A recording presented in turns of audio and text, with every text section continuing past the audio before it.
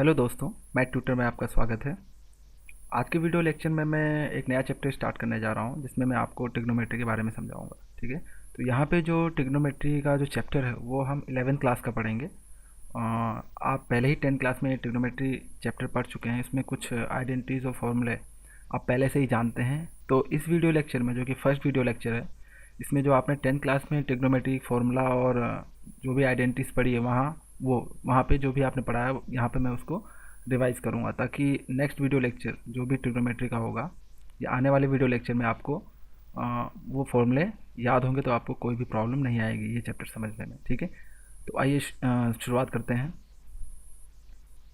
सबसे पहले आपने 10th क्लास में पढ़ा होगा। बेसिकली हम एक चीज़ समझने की कोशिश करते हैं कि ट्रिग्नोमेट्री होता क्या है जनरली। तो अगर आपके पास एक राइट एंगल ट्राइंगल है तो आप देख सकते हैं यहाँ पे कि राइट एंगल जो है आपका ये है, और राइट एंगल का मतलब हो गया 90 डिग्री। 90 डिग्री के सामने एक आपके हमेशा हाइपोटेन्यूज होती है।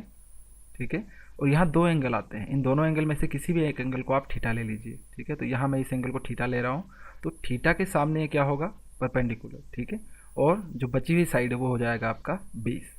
अगर आप थीटा ये वाला एंगल लेते तो थीटा मतलब ये वाली साइड जो होती है परपेंडिकुलर हो जाती है। ठीक है, तो अभी फ़िलहाल हम इसे थीटा ले रहे हैं यहाँ पे, तो उसके अकॉर्डिंग आपका परपेंडिकुलर ये वाली साइड होगी और बेस ये होगा। ठीक है, तो ट्रिग्नोमेट्री जैसा आप अगर इसको थोड़ा सा ब्रेक करेंगे तो ट्राई मतलब होता है यहाँ 3, गोनो मीन्स साइड, और मेट्री मतलब मेजरमेंट। तो राइट एंगल ट्राइंगल में हम 3 साइड का मेजरमेंट जो करते हैं वो आपका क्या कहलाता है, ट्रिग्नोमेट्री कहलाता है। ठीक है, तो यहाँ पे जो 3 साइड्स हैं हमारे पास, वो हम क्या करेंगे, किसी भी 2 साइड को लेंगे और उसका रेशियो निकालेंगे। ठीक है, तो पॉसिबल केसेस क्या बनते हैं, अगर आपके पास 3 साइड हो, किसी भी 2 साइड को लेकर आप रेशियो निकालते हैं तो 6 केसेस बनते हैं आपके पास, मतलब 6 केसेस बनते हैं।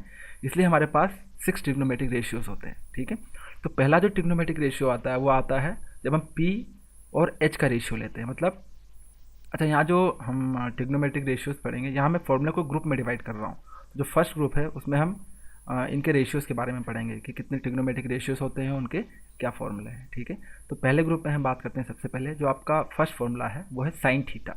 तो जब आप क्या करते हैं, साइन ऑफ ये एंगल है ये लेते हैं, तो साइन थीटा इक्वल्स टू क्या हो जाएगा, वो किसके बराबर होगा, रेशियो पी अपॉन एच। मतलब पी अपॉन एच अगर करते हैं, मतलब जो आपकी पी साइड की डिस्टेंस है और हाइपोटेन्यूज की जो डिस्टेंस है, दोनों का रेशियो लेते हैं, मतलब पी डिवाइडेड बाय एच।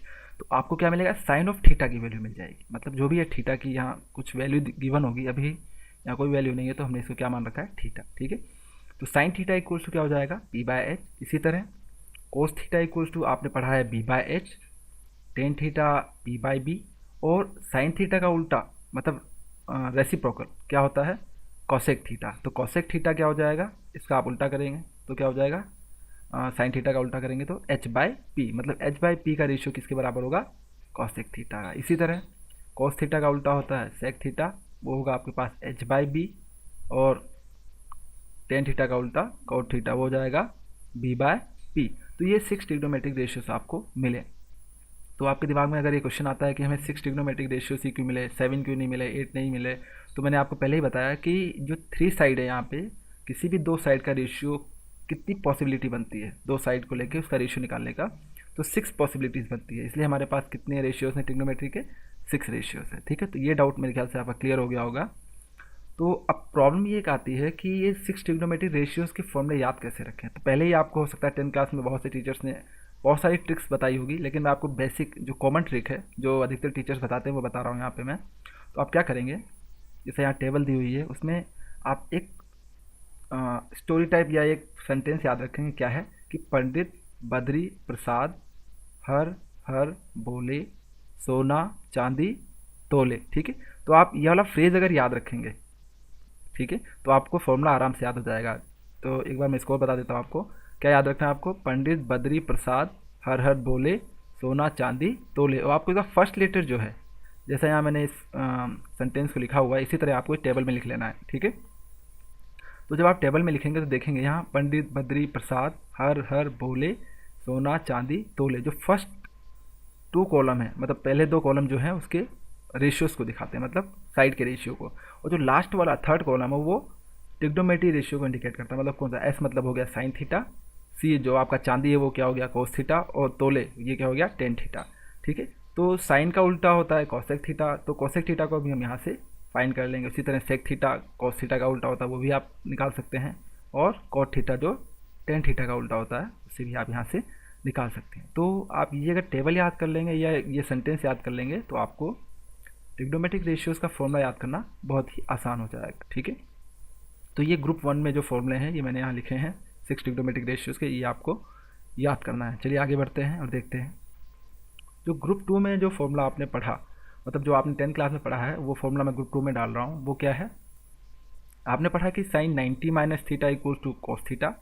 इसी तरह कोस अगर 90 माइनस थीटा आपको गिवन है तो आप उसको क्या लिख सकते हैं साइन थीटा। ठीक है, नेक्स्ट है आपका tan 90 minus theta equals to cot theta, और cot 90 minus theta equals to tan theta. ठीक है, इसी तरह नेक्स्ट फॉर्मूला है सेक 90 माइनस थीटा, अगर आपको गिवन है तो आप उसे क्या लिख सकते हैं कॉसेक थीटा, और cosec 90 minus theta equals to sec theta. ठीक है, तो ये हो गया ग्रुप 2 के फॉर्मूले हो गए। अब नेक्स्ट हम बढ़ते हैं ग्रुप 3 की तरफ। तो ग्रुप 3 में आपने 10th में आइडेंटिटीज़ पढ़ी हैं, ट्रिग्नोमेट्रिक आइडेंटिटीज़ 3 आइडेंटिटीज़ आपने पढ़ी है, तो वो हम यहाँ चलिए डिस्कस करते हैं। तो पहली आइडेंटिटी क्या थी, sine square theta plus cos square theta equals to 1, और इस आइडेंटिटी से 2 फॉर्मूले और बनते हैं।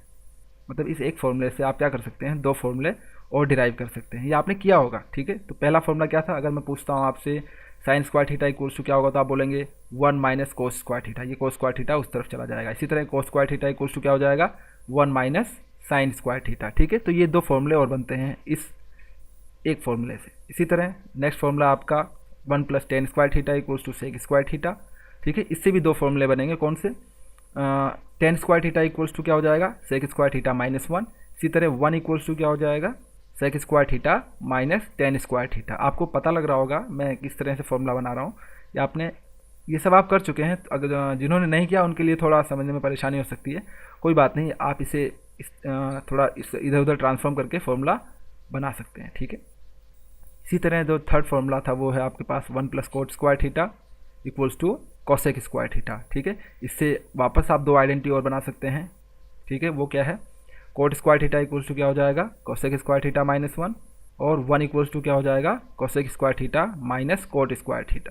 ठीक है, तो ये ग्रुप 3 के 3 आइडेंटिटीज़ हैं, जिससे आप क्या कर सकते हैं हर आइडेंटिटी से 2 फॉर्मूले या 2 आइडेंटिटी और बना सकते हैं। ठीक है, तो अब बढ़ते हैं ग्रुप 4 की तरफ। तो ग्रुप 4 में हम देखें तो आपने वहाँ पढ़ा कि अगर sign theta into cosec theta में करता हूँ, तो आप जानते हैं कि साइन और कोसेक ये दोनों एक दूसरे के उल्टे होते हैं। मतलब sign theta into cosec theta, मतलब कोसेक थीटा को क्या लिख सकते हैं 1 अपॉन साइन थीटा, तो साइन से साइन कैंसिल हो जाएगा, क्या मिलेगा आपको 1। ठीक है, तो उस चीज़ को हम एज आ फॉर्मूला यहाँ याद रखते हैं। ठीक है, तो sine theta into cosec theta equals to क्या होगा 1। इसी तरह cos theta into sec theta equals to 1, ये भी एक दूसरे के उल्टे हैं। ठीक है, और थर्ड जो बनेगा आपका tan theta into cot theta equals to 1। ठीक है, अब कोई पूछता है आपसे कि साइन थीटा इक्वल्स टू, तो आप बोलते हैं p/h। ठीक है, वो भी सही है। फिर आप अगर कोई बोलता है कि साइन थीटा इक्वल्स टू, ये कॉसेक नीचे जाएगा तो क्या हो जाएगा इस तरफ आएगा तो 1 अपॉन कॉसेक थीटा। मतलब आप ऐसा भी कह सकते हैं कि साइन थीटा इक्वल्स टू क्या होता है 1 अपॉन कॉसेक थीटा, और अगर कॉसेक थीटा इधर रखते हैं तो साइन उधर जाएगा तो क्या हो जाएगा 1 अपॉन साइन थीटा, या कॉसेक थीटा इक्वल्स टू क्या हो जाएगा 1 अपॉन साइन थीटा। ऐसा ही इन दोनों आइडेंटिटीज़ के साथ भी होगा। ठीक है, मतलब cosec theta equals to 1 upon sec theta, या फिर sec theta equals to 1 upon cos theta. इसी तरह tan theta equals to 1 upon cot theta, और cot theta equals to 1 upon tan theta. ठीक है, तो ये सब आप याद रखिए, ये काफ़ी काम आता है जब हम क्वेश्चन को सॉल्व करते हैं। ठीक है, तो ये ग्रुप 4 की आइडेंटिटीज़ हो गई। अब चलते हैं अगले ग्रुप की तरफ। तो ग्रुप 5 में जो आइडेंटिटीज़ है, अच्छा ग्रुप 5 में मैंने क्या किया है, जो आपका ट्रिग्नोमेट्री टेबल था इसमें वैल्यूज़ गिवन थी कुछ एंगल्स की ट्रिग्नोमेट्री के, वो आपको याद होना बहुत ज़रूरी है। यहाँ पे मैं 3 ट्रिग्नोमेट्रिक रेशियोज़ के एंगल को ही ले रहा हूँ। ठीक है, अगर ये 3 आपको याद होंगे तो आप बाकी 3 को आसानी से डिराइव कर सकते हैं। ठीक है, तो इन तीनों को याद कर लीजिए अगर आपको याद नहीं है, क्योंकि अगर याद नहीं होगा तो आगे आने वाले क्वेश्चंस में हो सकता है, जब भी आने वाले वीडियो लेक्चर्स में जब मैं क्वेश्चंस डिस्कस करूँगा तो हो सकता है अगर आपको ये वैल्यू याद नहीं हो तो आपको क्वेश्चन सॉल्व करने में प्रॉब्लम आएगी। ठीक है, तो नहीं याद है तो कोई इशू नहीं है, आप इसे याद कर लीजिए। ठीक है, तो ये ट्रिग्नोमेट्रिक टेबल जो आप कैसे इसे बना भी सकते हैं, डिराइव कर सकते हैं। तो डिराइव करने के लिए मैं आपको एक शॉर्ट ट्रिक बता रहा हूँ, यहाँ नहीं बता रहा हूँ, आने वाले वीडियो लेक्चर्स में बताऊँगा मैं। तो sine theta equals to 0, sine 30 1/2, sine 45 1/√2, sine 60 √3/2 और साइन 91। आप साइन वाला जो वैल्यूज़ है वो याद कर लीजिए, और कोस वाली जो वैल्यू है इसका रिवर्स लिख दीजिए, मतलब 1 को पहले, फिर √3/2 को सेकंड नंबर पे, फिर 1/√2 को यहाँ पे, फिर 1/2, मतलब इसको पूरे को रिवर्स ऑर्डर में लिख दीजिए, तो वो कोस थीटा की वैल्यू हो जाएगी। ठीक है। और टेन थीटा, जैसा मैंने पहले नहीं बताया, टेन थीटा क्या होता है, sine theta upon cos theta होता है। तो आप क्या कर सकते हैं, इन दोनों का रेशियो ले लेंगे तो आपको टेन थीटा की वैल्यू मिल जाएगी। जैसे 0/1 0, इसी तरह 1/2 डिवाइडेड बाय √3/2, तो 2 से 2 कैंसिल, बचा क्या 1/√3, तो टेन 30 की वैल्यू 1/√3। इसी तरह √2 से √2 कैंसिल, 1/1 इक्वल्स टू क्या आ जाएगा 1। ठीक है। यहाँ पे अगर ध्यान दें आप तो 2 से 2 कैंसिल, √3/1 बचा, तो आंसर क्या मिला √3। ठीक है। और 1/0, क्योंकि यहाँ डिनोमिनेटर में 0 आ रहा है, तो जब भी डिनोमिनेटर में 0 आता है तो हमें क्या मिलता है, इन्फिनिटी या नॉट डिटरमाइंड। ठीक है। तो यहाँ इन्फिनिटी मिलेगा 1090 की वैल्यू। ठीक है। अब प्रॉब्लम आती है, कोई पूछता है कि सर कोसेक 30 की वैल्यू मुझे फाइंड करनी है, तो मैं कैसे फाइंड करूँगा। तो आप ध्यान रखिए, कोसेक, आप याद रखिए कोसेक किसका उल्टा होता है, साइन का। तो साइन 30 की वैल्यू देखिए, कोसेक 30 मुझे निकालना है, तो साइन 30 इक्वल्स टू क्या हो जाएगा 1/2, और 1/2 का उल्टा कर दीजिए 2, मतलब कोसेक 30 की वैल्यू क्या हो जाएगी 2। ठीक है। तो इस तरह आप बाकी जो 3 ट्रिग्नोमेट्रिक रेशियोज बच गए उनकी वैल्यूज़ को निकाल सकते हैं, क्योंकि वो क्या होते हैं, साइन कोस और टेन के उल्टे होते हैं। साइन का उल्टा कोसेक हो गया, कॉस का उल्टा सेक हो गया, और टेन का उल्टा कोट हो गया। तो उनकी वैल्यूज़ हम इन तीनों ट्रिग्नोमेट्रिक के फॉर्मूले से निकालेंगे और उनको रिवर्स कर देंगे। ठीक है।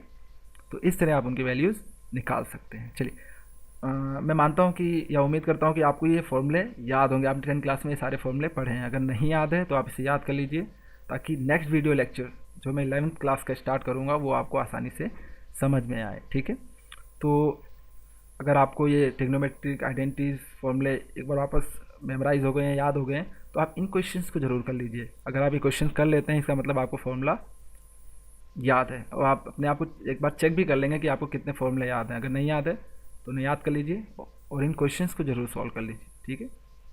क्योंकि जब तक आप क्वेश्चन नहीं करेंगे, जब तक आपको कोई चीज़ अच्छी तरह याद नहीं होगी। ठीक है।